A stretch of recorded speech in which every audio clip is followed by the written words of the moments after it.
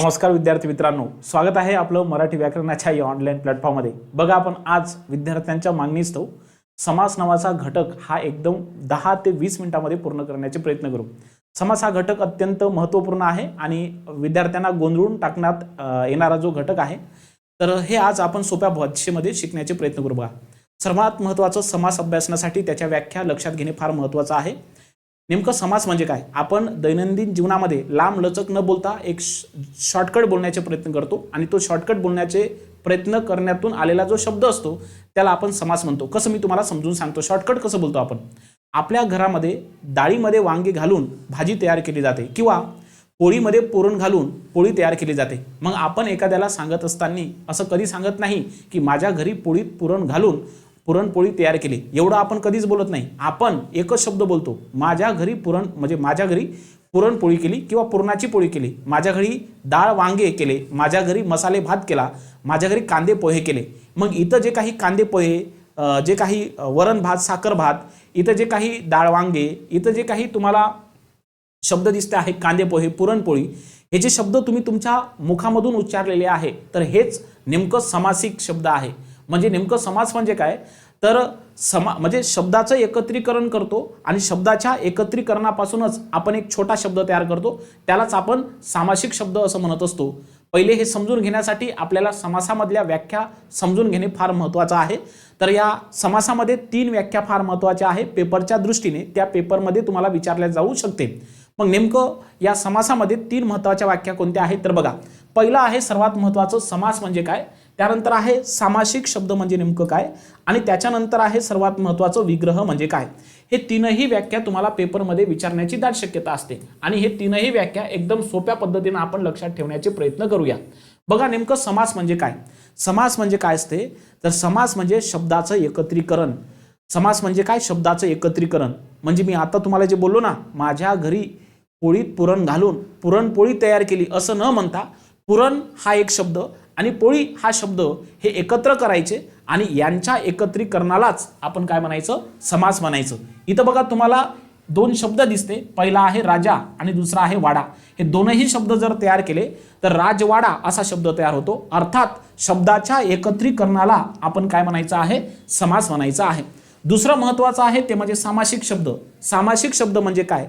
हे जे शब्द आहे आणि या शब्दाच्या एकत्रीकरणापासून एक कोणता तरी शब्द तयार होतो। जसं राजा आणि शब्द हे दोनही एकत्र केले तर काय होते?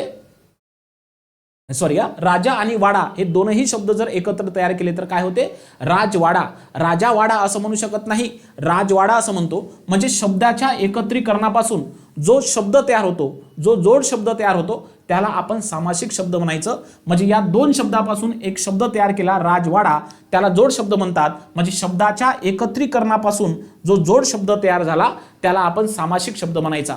काय म्हणायचं? सामासिक शब्द म्हणायचा। समास म्हणजे काय? शब्दाचं एकत्रीकरण म्हणजे समास आणि शब्दाच्या एकत्रीकरणापासून जो जोड शब्द तयार होतो त्याला आपण सामासिक शब्द म्हणायचं।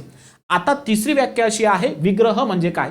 आता नेमकं हे जो काही सामासिक शब्द आहे म्हणजे राजवाडा हा जो काही सामासिक शब्द आहे, तर तो कुठून तयार झालेला आहे, कोणत्या पदापासून, कोणत्या शब्दापासून तयार झालेला आहे याची फोड करून सांगणे, म्हणजे त्याला अलग अलग करून दाखवणे, हे त्याचं काम म्हणजे विग्रह करून दाखवत असतो। म्हणजे विग्रहाची व्याख्या आपण अशी करू शकतो की सामासिक शब्द कोणत्या पदापासून तयार झालेला आहे। पद म्हणजे शब्द, सामासिक शब्द हा जो सामासिक शब्द आहे तर तो कोणत्या पदापासून तयार झालेला आहे याची फोड करून दाखवणे, त्याला आपण समासामध्ये विग्रह असं म्हणत असतो।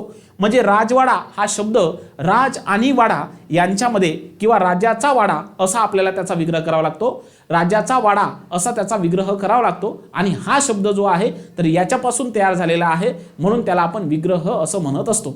म्हणजे समास शिकत असताना 3 व्याख्या फार महत्त्वाच्या आहे: समास, सामासिक शब्द आणि विग्रह। समास म्हणजे काय? तर शब्दाचं एकत्रीकरण करणे। सामासिक शब्द म्हणजे काय? शब्दाच्या एकत्रीकरणापासून जो जोड शब्द तयार होतो त्यास आपण सामासिक शब्द म्हणतो। आणि विग्रह म्हणजे काय? सामासिक शब्द कोणत्या पदापासून तयार झाला याची फोड करून दाखवणे, त्याला आपण विग्रह असं म्हणत असतो। आता या समासामध्ये प्रामुख्याने 2 पद एकत्र येणे महत्त्वाचे असतात। पद म्हणजे काय? तर समासामध्ये शब्द म्हणत नाही तर पद असं म्हटलं जातं. आपण शिकलो आहे शब्दांना पद असं म्हटलं जातं जेव्हा वाक्यात वापरते तेव्हा. तर समासामध्ये दोन पद एकत्र येणे फार महत्त्वाचं आहे. मी तुम्हाला लगेच सांगतो कोणते कोणते पद आहे. तर नेमकं समासामध्ये दोन पद एकत्र येतात आणि या दोन पदापैकी कोणत्या पदाला जास्त महत्त्व असते म्हणजे कोणतं पद अधिक महत्त्वाचं आहे याच्यावरून समासाचे 4 प्रकार ठरले जातात. मग समासाचा पहिला प्रकार आहे ते म्हणजे अविभाव समास. समासाचा पहिला प्रकार कोणता आहे? अविभाव्य समास. समासातला दुसरा प्रकार आहे त्याचं नाव आहे तत्पुरुष समास. समासातला तिसरा प्रकार आहे त्याला द्वंद्व समास आणि समासाचा चौथा प्रकार आहे त्याला आपण बहुव्रीही समास असं म्हणत असतो. समासामध्ये दोन पद एकत्र येणे हे फार महत्त्वाचं आहे. मग दोन पद एकत्र आल्याच्या नंतर कोणत्या पदाला महत्त्व जास्त आहे याच्यावरून समासाचे 4 प्रकार आहे. पहिलं पद महत्त्वाचं असते तेव्हा त्याला अविभाव समास म्हणायचं. दुसरे पद महत्त्वाचं असेल तर त्याला तत्पुरुष म्हणायचं. दोन्ही पद महत्त्वाची असते बघा तराजू दाखवलेला आहे इक्वल तेव्हा त्याला द्वंद्व समास म्हणायचं. आणि जिथं दोन्ही पद महत्त्वाची नसतात तिसऱ्या पदाचाच बोध होत असतो अशा वेळेस त्याला बहुव्रीही समास म्हणायचा आहे. म्हणजे समास नेमकं ठरत कशावरून असते तर कोणतं समासाचे जे प्रकार आहे तर ते नेमकं कसे ठरले गेलेले आहे तर या सामासिक शब्दामध्ये कोणत्या पदाला अधिक महत्त्व आहे याच्यावरून समासाचे 4 प्रकार पडले जातात. अविभाव्य समास, तत्पुरुष समास, द्वंद्व समास आणि बहुव्रीही समास. यातला पहिला प्रकार बघू आपण. अविभाव्य समास म्हणजे नेमकं काय बघा. अविभाव्य समासामध्ये नेमकं काय घटना होतात. अविभाव्य समासामध्ये पहिलं पद महत्त्वाचं असते तेव्हा तिथे अविभाव्य समास होत असतो. अविभाव्य समासातील जे काही पहिलं पद आहे तर ते कसं असते क्रिया विशेषण अव्यय असते. हे लक्षात ठेवा. अविभाव्य समासातील पहिलं पद महत्त्वाचं असते म्हणून तिथे अविभाव्य समास होतो. आणि जर तुम्हाला ओळखायचं असेल अविभाव्य समासाचे जर शब्द ओळखायचे असेल तर बघा मी तुम्हाला काही महत्त्वपूर्ण उपसर्ग सांगतो ते तुम्ही लक्षात ठेवा जेणेकरून एखाद्या शब्दाला जेव्हा उपसर्ग लागला जाईल तेव्हा तुम्हाला त्या समासाचा चटकन प्रकार ओळखता येतो. कसं बघा. या अविभाव्य समासामध्ये 3 पद्धतीचे उपसर्ग लागतात. पहिला आहे संस्कृत उपसर्ग, दुसरा आहे फारसी त्याला आपण अरबी म्हणतो आणि तिसरा आहे म्हणजे 2 उपसर्ग लागतात संस्कृत आणि त्याच्यानंतर कोणता आहे फारसी. आणि एक असा आहे की मराठी शब्दाची पुनरावृत्ती झालेले शब्द असतात. तर पहिले आपण बघू बघा. जर एखाद्या मूळ शब्दाला आ यथा प्रति एखाद्या मूळ शब्दाला आ यथा प्रति यासारखे उपसर्ग लागेल तर तेव्हा तिथे अविभाव्य समास होतो. आणि आ यथा प्रति हे संस्कृत उपसर्ग आहे. आ यथा प्रति हे संस्कृत उपसर्ग आहे बघा. आ जन्म हा मूळ शब्द आहे रे. या मूळ शब्दाच्या पूर्वी बघा आ नावाचा उपसर्ग लागला आणि जिथं एखाद्या शब्दाला आ यथा प्रति हे उपसर्ग लागतात तिथे डोळे झाकून अविभाव्य समास म्हणा आणि त्याचा उपप्रकार विचारला तर तो संस्कृत उपसर्ग घटित अविभाव्य समास म्हणायचं. आजन्म म्हणजे जन्मापासून, आमरण म्हणजे मरेपर्यंत, यथाशक्ती म्हणजे शक्तीप्रमाणे, यथाक्रम क्रमाप्रमाणे, प्रतिदिन प्रत्येक दिवशी, प्रतिवर्ष म्हणजे प्रत्येक वर्षी. लक्षात आलं तुम्हाला. आ यथा प्रति हे 3 आपल्याकडे संस्कृत उपसर्ग दिसून येतात. आता दुसरा आहे ते म्हणजे फारसी आणि अरबी उपसर्ग. आता हे लक्षात ठेवा. दर, हर, बिन, बेल, बे, गैर, बर म्हणजे काय. बे, दर, बेला, बिन, गैर, हर हे आपल्याकडे फारसी उपसर्ग आहे. बे, दर, बेला, गैर, हर, बिन हे आपल्याकडे फारसी उपसर्ग आहे. एखाद्या शब्दाची सुरुवात जर बे, दर, बेला, गैर, हर, बिन या उपसर्गानं झाली की त्याला अविभाव्य समास म्हणा आणि त्याचा उपप्रकार विचारला तर त्याला आपण काय म्हणायचं त्याला म्हणायचं आपण फारसी किंवा अरबी अविभाव्य समास. आता बघा. दररोज म्हणजे प्रत्येक दिवशी, हर घडी प्रत्येक घडीला, बिनधास्त धास्तीशिवाय, बेलाशक शंकेशिवाय, गैरहजर हजेरीशिवाय, बर हुकुम हुकुमाप्रमाणे. इथं तुम्हाला सर्वच्या सर्व जे काही सुरुवातीले उपसर्ग लागून दिसतात दर, हर, बिन, बेला, गैर, बर हे सर्व उपसर्ग फारसी आहे. हे उपसर्ग लागलेले शब्द अविभाव्य समास दर्शवते. कधी कधी काय होते शब्दाला उपसर्ग लागत नाही परंतु शब्दाची पुनरावृत्ती होते. जसं बघा गावोगावी म्हणजे इथं गाव या शब्दाची पुनरावृत्ती झाली ज्याला आपण द्विरुक्ती अविभाव्य समास असं म्हणत असतो. द्विरुक्ती म्हणजे 2 म्हणजे 2 वेळा एकच शब्द जेव्हा येतो तेव्हा त्याला आपण काय म्हणायचं आहे अविभाव्य समास.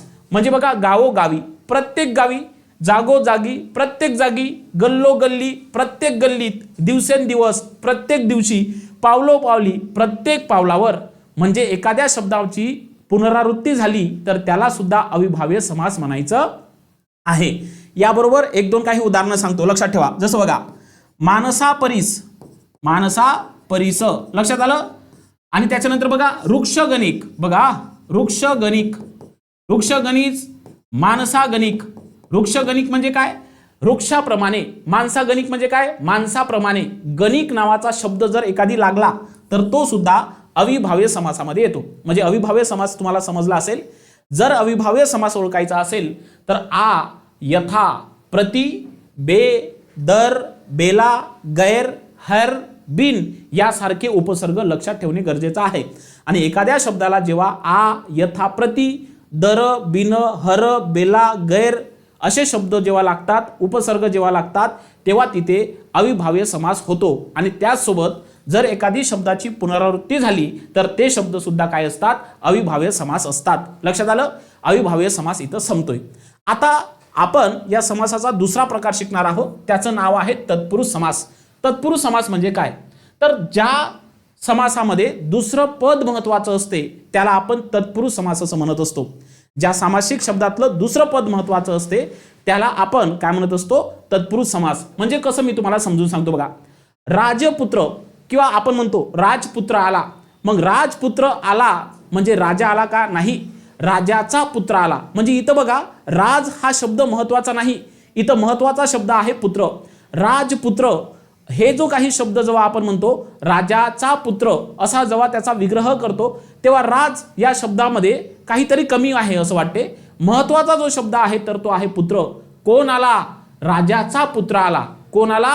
राजाचा पुत्र. पुत्र या शब्दावर थोडा आघात पडतो म्हणून हे पद इथं जास्त महत्वाचं आहे.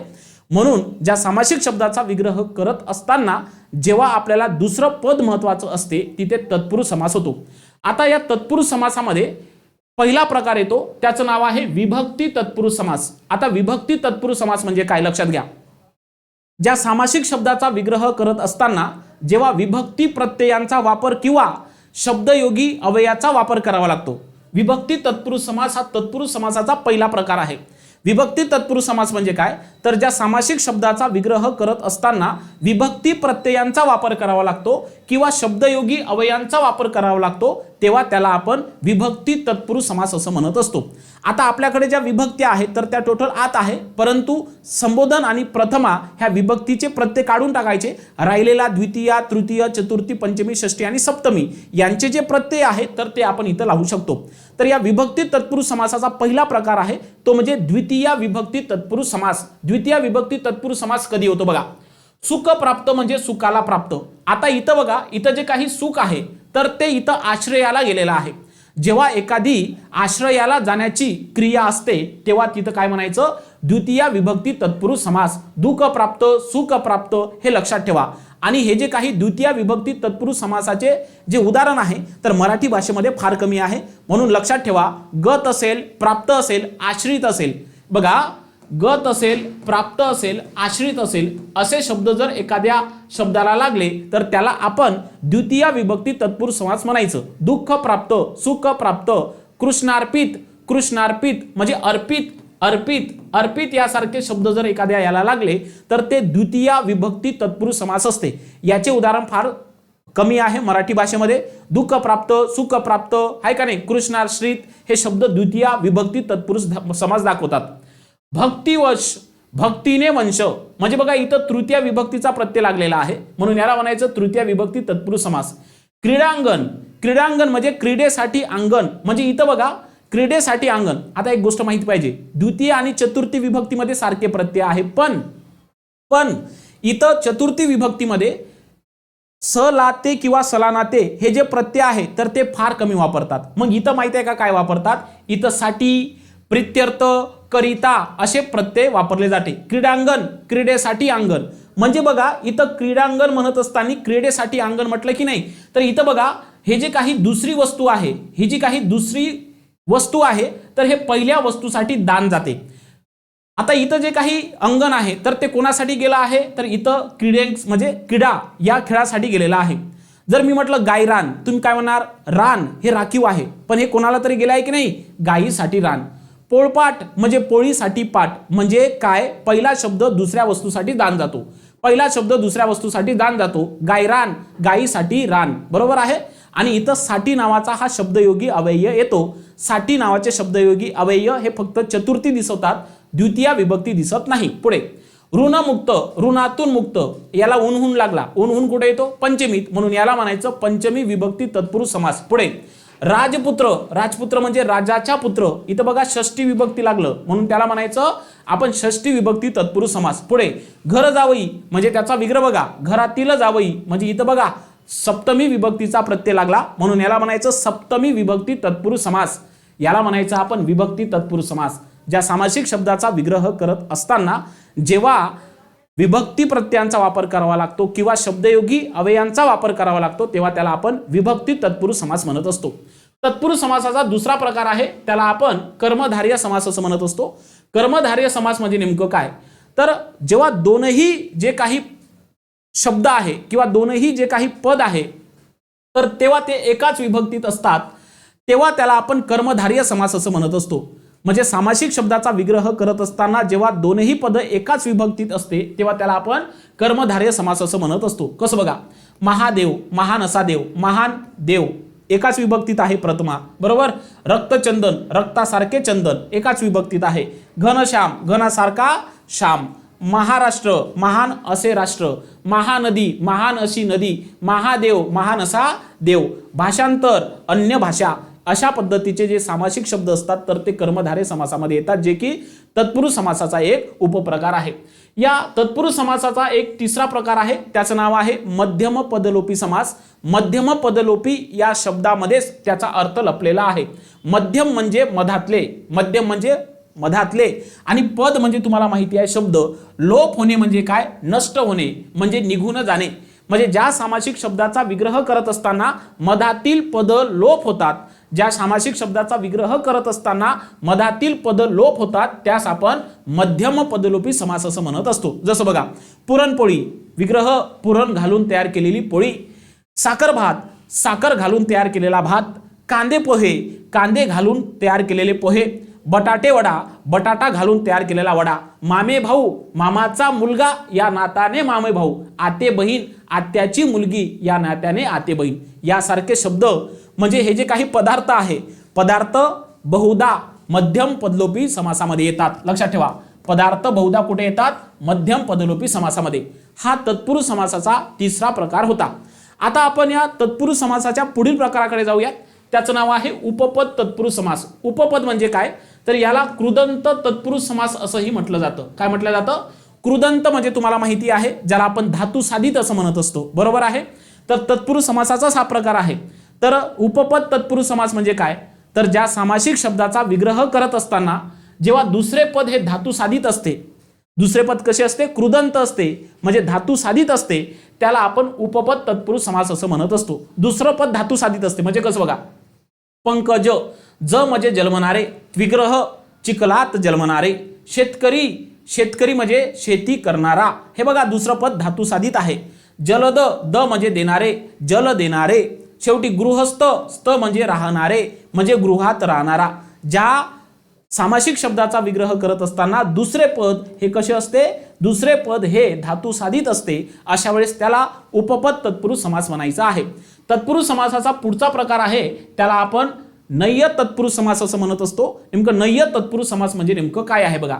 तर ज्या सामासिक शब्दाच्या पहिल्या पदातून नकार दर्शवला जातो, म्हणजे ज्या सामासिक शब्दाचा विग्रह करत असताना नकारदर्शक पहिलं पद असते किंवा नकारदर्शक असते, नकारदर्शक किंवा नकार दर्शवला जातो, अशा वेळेस त्याला नय्य तत्पुरुष समास असं म्हणायचं आहे. निगेटिव्ह, निषेध करत असते पहिल्या पदाने. कसं बघा, आणि जर हे नत्र तत्पुरुष समास जर ओळखायचं असेल तर अशा वेळेस अ, अन, न, ना, बेग, नि, गैर यासारखे नकारदर्शक उपसर्ग पहिले लागले जाते. जसं बघा, अहिंसा, हिंसा नसलेली, निषेध दर्शवत आहे अनि.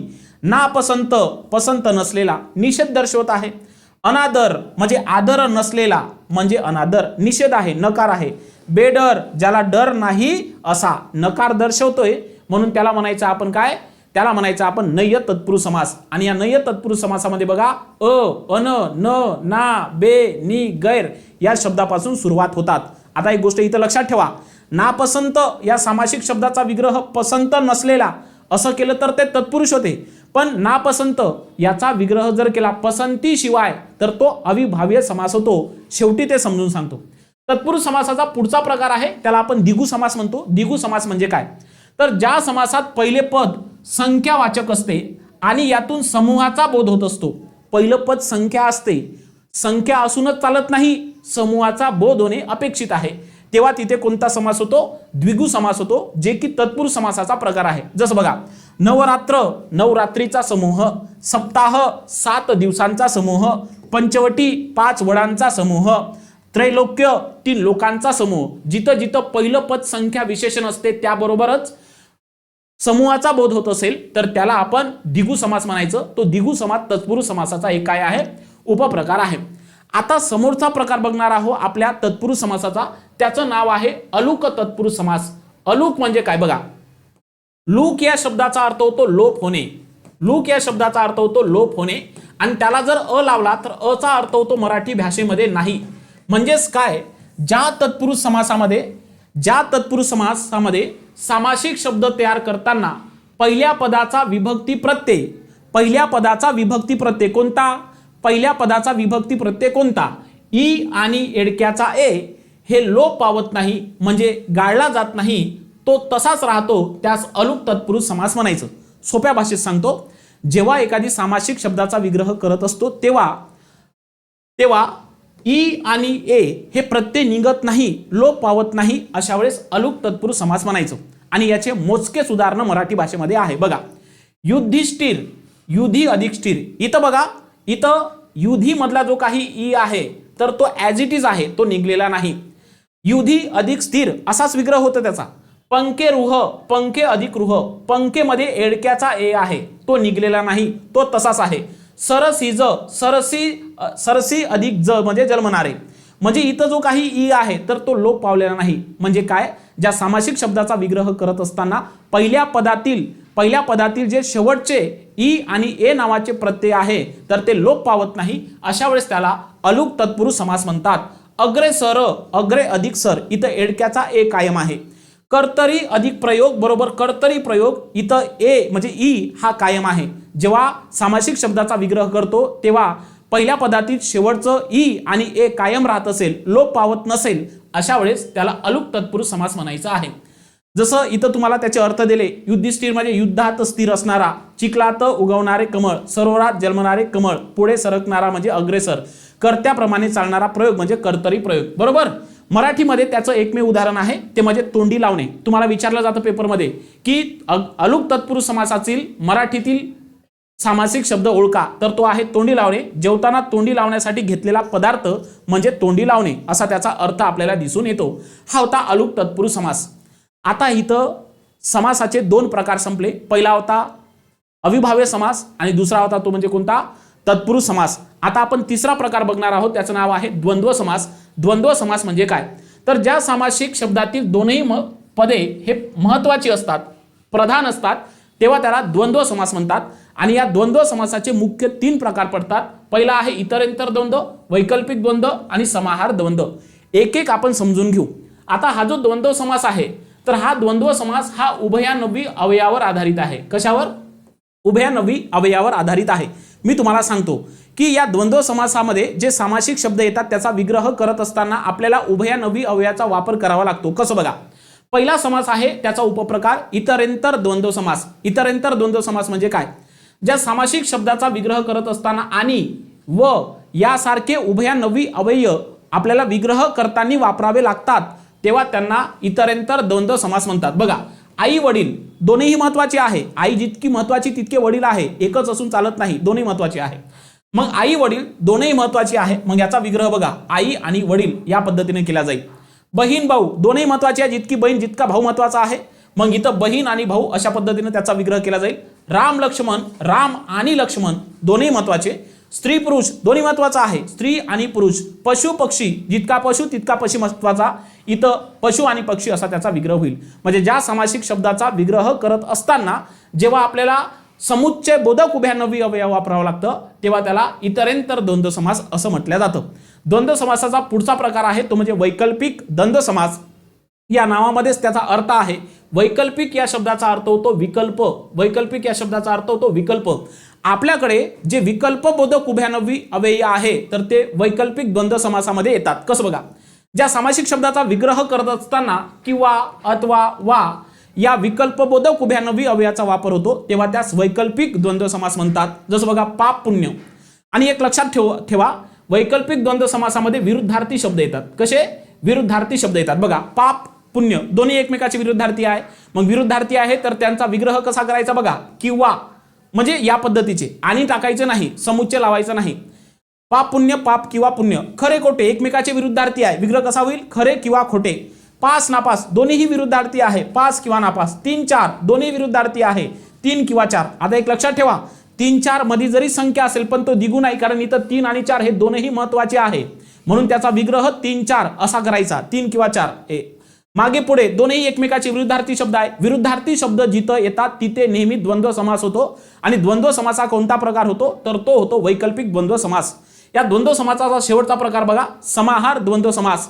इथं काय होते, सामासिक शब्दाचा जेव्हा आपण विग्रह करतो तेव्हा त्यामधील आहार मिश्रित केलेला असतो. म्हणजे त्याच जातीतील अनेक वस्तूचा पदार्थाचा आहार मिश्रित केलेला असतो, म्हणून त्याला समाहार द्वंद्व समास म्हणतात. अर्थात बघा समासाचा विग्रह करत असताना त्याच जातीच्या इतर पदार्थाचाही समावेश केलेला असतो तेव्हा त्याला समाहार द्वंद्व समास म्हणतात.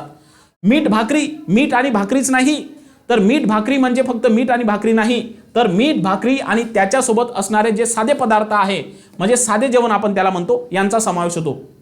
चहा पाणी, केवळ चहा आणि पाणी नाही तर त्याच्यामध्ये फळाच्या वस्तू सुद्धा देतात म्हणजे इतर तत्सम. त्यानंतर भाजीपाला, भाजीपाला व इतर तत्सम वस्तू. केर कचरा, केर कचरा व इतर टाकाऊ पदार्थ, टाकाऊ वस्तू. अंथरून पांघरून, म्हणजे अंथरून पांघरून म्हणल्याच्या नंतर ते फक्त हातरायला झोपायलाच येत नाही तर त्याच्यावर लागलेले साहित्य सुद्धा द्यावं लागेल, अंथरण्यासाठी व पांघरण्यासाठी लागणाऱ्या वस्तू वगैरे वगैरे. तर हे होतं संपूर्ण समाहार द्वंद्व समास. आता आपण आपल्या समासाच्या शेवटच्या प्रकाराकडे जाणार आहोत, त्याचं नाव आहे बहुब्री समास. बहुब्री समास म्हणजे काय तर ज्या सामासिक शब्दातील दोनही पद हे महत्वाची नसतात त्याला आपण बहुब्री समास असं म्हणत असतो. आणि या बहुब्री समासामध्ये बहुधा देवांची नावे येतात. कशाची? देवांची नावे येतात. पदार्थाची नावे हे कर्म कोणत्या समासात येतात? मध्यम पदलोपी समासामध्ये येतात. देवांची नावे हे बहुब्री समासामध्ये येतात. आता या बहुब्री समासाचे सुद्धा काही महत्त्वपूर्ण प्रकार पडले जातात. तर त्यातला पहिला प्रकार आहे तो म्हणजे विभक्ती बहुब्री समास. पहिले सुरुवातीला आपण बहुब्री समास म्हणजे कशाला म्हणायचं समजून घेऊ. ज्या सामासिक शब्दातील दोन्ही पद महत्वाची नसून दोन शब्दावरून तिसऱ्याच गोष्टीचा बोध होतो किंवा वस्तूचा बोध होतो त्यास बहुब्री समास म्हणतात. हा सामासिक शब्द तिसऱ्या गोष्टीचे विशेषण असते. जसं बघा याच्यामध्ये देवाची नावे येतात. नीलकंठ, निळा आहे कंठ ज्याचा असा तो कोण? शंकरजी. लंबोदर, देवच असल्यासारखे आहे. लंब म्हणजे मोठे आहे उदर ज्याचे असा तो कोण? गणपती. दशानन, 10 आहेत आनंद म्हणजे तोंड ज्याला तो कोण? रावण. चक्रपाणी, चक्र आहे पाणीत म्हणजे हातात असा तो म्हणजे कोण? विष्णू. वक्रतुंड, वक्र आहे तुंड म्हणजे सोंड ज्याचे तो म्हणजे कोण? गणपती. जितेंद्रिय, जिंकली आहे इंद्रिय ज्याने तो म्हणजे कोण? मारुती. संन्यासी म्हणजे देवांची नावे हे बहुब्री समासामध्ये आपल्याला दिसून येतात. आता या बहुब्री समासामध्ये महत्वाचे काही 3 4 प्रकार पडले जातात. त्यातला पहिला प्रकार आहे विभक्ती बहुब्री समास. आता विभक्ती बहुब्री समास कशाला म्हणायचं? ज्या सामासिक शब्दाचा विग्रह करताना ज्याला, ज्याचे, ज्याने म्हणजे जे संबंधी सर्वनाम आहे, ज्याला, ज्याचे, ज्याने अशा विभक्ती सर्वनामाचा वापर होतो तेव्हा त्याला आपण विभक्ती बहुब्री समास म्हणायचं. जसं बघा लक्ष्मीकांत, लक्ष्मी आहे कांता म्हणजे कांता म्हणजे काय? पत्नी. ज्याची तो म्हणजे ज्याची तो कोण? विष्णू म्हणजे याला म्हणायचं संबंधी सर्वनामाचा उपयोग जिथं होतो तिथे विभक्ती बहुब्री समास. गजानन, गजाचे आहे आनंद, आनंद म्हणजे भूक ज्याला तो असा तो कोण? गणपती. याला म्हणायचं आपण काय? विभक्ती बहुब्री समास. आता या बहुब्री समासाचा पुढचा प्रकार आहे तो म्हणजे सहबहुब्री समास. सहबहुब्री समास म्हणजे नेमकं काय असते लक्षात घ्या. सहबहुब्री समास म्हणजे नेमकं काय असते लक्षात घ्या. ज्या सामासिक शब्दाची सुरुवात स ने होते आणि त्याचा अर्थ सह किंवा सहित असा होतो तेव्हा त्याला आपण सहबहुब्री समास म्हणतो. बघा ज्या सामासिक शब्दाची सुरुवात स ने होते किंवा त्याचा अर्थ सह किंवा सहित होतो तेव्हा त्याला आपण सहबहुव्रीही समास असं म्हणतो. जसं बघा, सफल म्हणजे स न सुरुवात, फलाने सहित असे ते काम, सवर्ण वर्णासहित असा जो तो, सानंद आनंदासहित असा जो तो. बरोबर आहे. तर अशा वेळेस त्याला सहबहुव्रीही समास म्हणायचं आहे. पुढचा समास आहे बहुव्रीही समासाचा उपप्रकार नय्य बहुव्रीही समास. नय्य म्हणजे काय? ज्या पदातून नकार दर्शवला जातो तेव्हा त्यास नय्य बहुव्रीही समास म्हणायचं. आणि या सामासिक शब्दाची सुरुवात अन, नि, अन यासारख्या उपसर्गाने होते. बघा, अनंत नाही अंत ज्याला असा तो म्हणजे कोण? परमेश्वर. निर्धन नाही धन ज्याच्याकडे असा तो कोण? गरीब. अखंड नाही खंड ज्याला असे ते सलग. म्हणजे बघा इथं नि, अन काय दाखवलेला आहे? निषेध दाखवलेला आहे, नकार दाखवलेला आहे. जिथं नकार दाखवतो तिथे नय्य बहुव्रीही समास होते. याचा एक शेवटचा प्रकार आहे तो म्हणजे प्रादी बहुव्रीही समास. प्रादी म्हणजे काय? ज्या सामासिक शब्दाचा विग्रह करत असताना पहिल्या पदाला प्र, परा, अप, सु, वि असे उपसर्ग लागले जातात तेव्हा त्याला आपण प्रादी बहुव्रीही समास असं म्हणायचं. सुलोचना, बघा इथं सु लागलं. सुलोचना, सु म्हणजे चांगले, चांगले आहेत लोचन म्हणजे डोळे, असे जिची ती कोण? स्त्री. दुर्गुणी, दु म्हणजे वाईट, वाईट आहे गुण ज्याचा असा तो. प्रज्ञावंत, प्र म्हणजे विशेष, विशेष आहे ज्ञान म्हणजे बुद्धी ज्याची असा तो म्हणजे प्रज्ञावंत. याला म्हणायचं आपल्याला कोणतं? प्रादी बहुव्रीही समास. हे होते समासाचे पूर्णच्या पूर्ण चारही प्रकार. महत्वाचं बघा समासाच्या बाबतीमध्ये महत्वाचा टेबल इथं दाखवतो बघा. समास हा त्याच्या विग्रहावरून ठरत असतो. एकच शब्द वेगवेगळ्या समासामध्ये येतो. आता बघा, महत्वाचा नियम लक्षात ठेवा, कोणताही समास त्याच्या विग्रहावरून ठरत असतो. एकाच शब्दाचे दोन विग्रह आणि दोन समास होऊ शकते. कसं बघा, पितांबर, त्याचा विग्रह जर तुम्ही असा केला पिवळे असे वस्त्र, तो कर्मधारय समास होऊन जाईल. पण त्याचा विग्रह बघा असा केला पिवळे आहे वस्त्र ज्याचे असा तो म्हणजे तो कोणता? बहुव्रीही समास. समास हा कशावरून ठरतो? समास हा विग्रहावरून ठरतो. म्हणजे जसा विग्रह तसा समासाचा प्रकार असतो. नापसंत विग्रह जर असा केला पसंतीशिवाय तर अविभाव्य समास. पसंत नसलेला असा विग्रह केला तर नय्य तत्पुरुष समास. चौकोन, चार आहेत कोण ज्याला अशी ती आकृती म्हणजे बहुव्रीही समास. आणि चार कोणांचा समूह म्हटलं तर तो होतो द्विगु समास. म्हणजे समास त्याच्या विग्रहावरून ठरतो. एक महत्वाचं बघा, खालील शब्दाचे प्रकार लक्षात ठेवा. म्हणजे बघा इथं संख्या आहे, सामासिक शब्द आणि समास देईल बघा. 3 पट जरी संख्या आहे पण तो द्विगु नाही. 3ने पट तृतीय विभक्ती तत्पुरुष समास आहे. 21, आता 21 मध्ये संख्या आहे पण इथं द्विगु नाही. 1 आणि 20 हे दोनही महत्वाचे आहे म्हणून तो द्वंद्व समास आहे. 12 भाई म्हणजे 12 भावांचा समूह म्हणजे इथं समूहाचा बोध होते म्हणून द्विगु समास. दशभुजा, 10 आहेत भुजा अशी ती देवी म्हणजे इथं बघा दश म्हटल्याच्या नंतर 10 संख्या आहे म्हणून द्विगु नाही. इथं भुजा व्यक्तीचा कोणातरी समावेश होतो आणि समूहाचा बोध होत नाही म्हणून अशा वेळेस तो बहुव्रीही समास. दशभुजा म्हणजे काय तर तो बहुव्रीही समास आहे. तर अशा पद्धतीने इथं आपलं संपूर्ण जे काही समास नावाचं प्रकरण होतं तर अवघ्या आपण 30 मिनिटांमध्ये पूर्ण केलेलं आहे. निश्चित हे जे काही समास नावाचा घटक आहे आपल्या जास्तीत जास्त मित्र आणि मैत्रिणींपर्यंत त्याची जी काही लिंक आहे तर नक्की शेअर करायला विसरू नका. पुन्हा भेटूया समोरच्या एका नवीन व्हिडिओमध्ये. धन्यवाद.